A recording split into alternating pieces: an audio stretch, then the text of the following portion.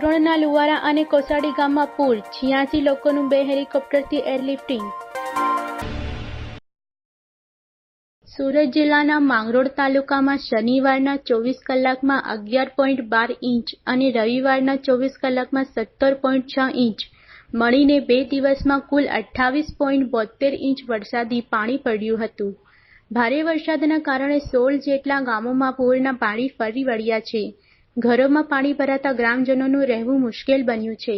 આ 16 ગામોમાંથી લુવારા અને 78 વ્યક્તિઓ તથા કોસાડી ગામના 8 વ્યક્તિઓના ઘરોની આજુબાજુ 10 ફૂટ જેટલા પાણી ભરાતા બહાર નીકળી શકાય ન હતા. છેલ્લા 2 દિવસથી આ તમામ 86 લોકોના ઘરો ડૂબી ગયા હોવાથી ઘરના છાપરા બેસીને બચાવવા આવે તેની રાહ જોઈ રહ્યા હતા. તંત્ર દ્વારા બોટ લઈને બચાવવાની કામગીરી આરંભાઈ હતી, પરંતુ પાણીને ધસમસતો પ્રવાહ હોવાથી બચાવી શકાય તેમ ના હતું. પૂરના પાણીમાં છેલ્લા 2 દિવસથી ઘરના છાપરા પર ફસાયેલા 86 ગ્રામજનોને આજે એરલિફ્ટિંગ કરીને સલામત સ્થળે ખસેડાયા હતા.